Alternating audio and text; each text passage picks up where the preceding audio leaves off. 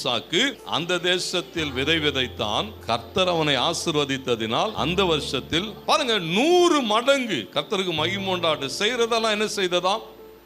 வாய்க்குது. ஆண்டவருக்கு மகிமை உண்டாட்டு. எந்த இடத்துல, எந்த தேசத்திலே நமக்கெல்லாம் தெரியும் பாருங்க. பஞ்ச காலத்திலே, போராட்டமான நேரங்களிலே, தண்ணி வசதி இல்லை, ஒன்றும் இல்லை, கர்த்தருக்கு மகிமை உண்டாட்டம். பார்க்குறவங்களாம் சொல்லியிருப்பான், இவன் என்ன பைத்தியக்காரனா, இதை வச்சு கொஞ்ச நாளைக்கு சாப்பிடலாமேன்னு சொல்லியிருப்பான். ஆனால் ஈசாக்கு என்ன செய்தானா?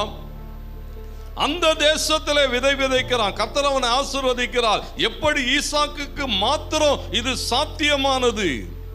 நமக்கு எல்லாம் இருக்கு, எல்லா வசதியும் இருக்கு, ஆனாலும் என்ன செய்ய மாட்டேன் தான், என்ன விதைச்சாலும் விளைய மாட்டேது. கர்த்தருக்கு மகிமை உண்டாட்டு. என்ன பார்த்து பார்த்து பார்த்து செஞ்சாலும் என்ன செய்ய மாட்டேது, விளைய மாட்டேன். நம்மளை எவ்வளோதான் பிரயாசப்படுகிறோம், என்னெல்லாம் முயற்சி செய்கிறோம், என்னெல்லாம் முடியுமோ அத்தனை தந்திரங்களையும் கையாண்டு பார்க்கிறோம். ஆண்டவருக்கு மகிமை உண்டாட்டு. ஈசாக்கினுடைய வயல் என்ன செய்ததா? 100 மடங்கு பலன் கொடுக்கிறது. எப்படி அது சாத்தியமானது? ஆண்டவர் ஈசாக்கு கூட பேசுறார். ஆண்டவர் என்ன சொன்னாரா? எங்கேயும் போவாதப்பா, இங்க இரு, நான் சொல்றபடி என்ன செய். நம்ம என்ன சொல்றோம்?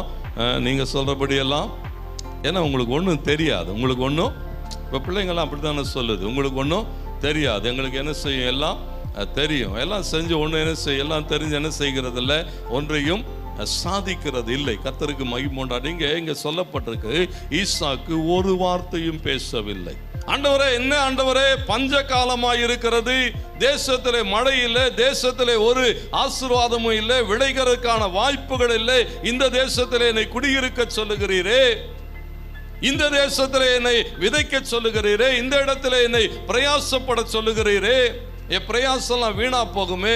ஒன்றும் சொல்லலை. கர்த்தருக்கு மகிமை. அவன் என்ன செய்தான்னு போட்டிருக்கிறது. கர்த்தர் சொன்னார், அவன் செய்தான். ஆண்டவருக்கு மகிமை உண்டாட்ட. நமக்கும் எவ்வளவுதான் சொல்றாரு, ஆனா அந்த வார்த்தைக்கு நம்மால என்ன செய்ய முடியவில்லையா? கீழ்ப்படிய முடியவில்லை. தேவனுடைய கோபம் ஏன் ஒரு மனுஷன் மேல இருக்கிறது? தேவனுடைய வார்த்தைக்கு அவன் கீழ்ப்படியாதபடினாலே, இந்த வார்த்தையை அவன் கை கொண்டு நடவாதபடினாலே ஆண்டவரிடத்திலிருந்து அவனால் என்ன செய்ய முடியவில்லையா?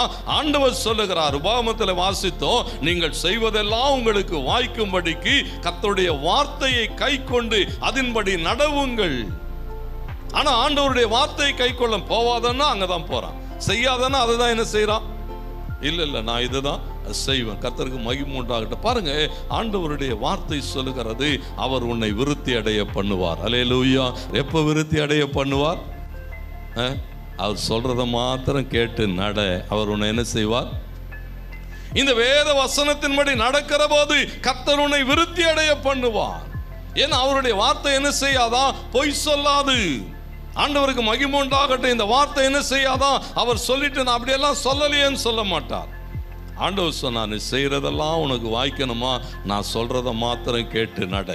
இந்த வார்த்தையை கை கொண்டு நடவுங்கள். ஆண்டவருக்கு மகிமை உண்டாகட்டும். ஒரு பெரிய விருத்தியை கர்த்தர் நமக்கு கட்டளையிட்டு இருக்கிறார். அதை சுதந்தரித்துக் கொள்ளுகிறதுக்கு அவர் கோபம் மாத்திரம் நம்ம விட்டு என்ன செய்யணுமா? பாருங்களேன், பிள்ளைங்க நம்ம சொல்ற வேலையெல்லாம் செஞ்சா எவ்வளோ சந்தோஷமா இருக்கு தெரியுமா? பிள்ளைங்க சொல்றதெல்லாம் செஞ்சா எப்படி இருக்கும்? சில ஆட்கள் சொல்லுவாங்க, பாஸ்டர் என்ன சொன்னாலும் கீழ்ப்படியவே மாட்டோம், என்ன சொன்னாலும் செய்யலைன்னா அந்த பிள்ளைங்க மேலே எப்படி இருக்கும்?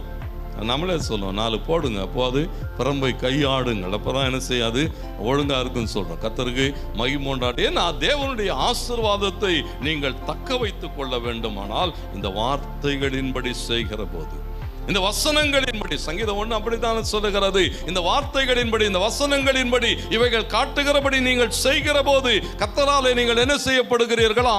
பன்மடங்கு ஆசீர்வதிக்கப்படுகிறீர்கள்.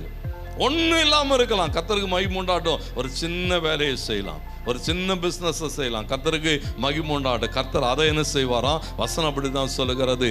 அந்த வருஷத்துல கர்த்தர் அவனை ஆசீர்வதித்ததினாலே அவன் 100 மடங்கு என்ன செய்தானா? பலனடைந்தான்.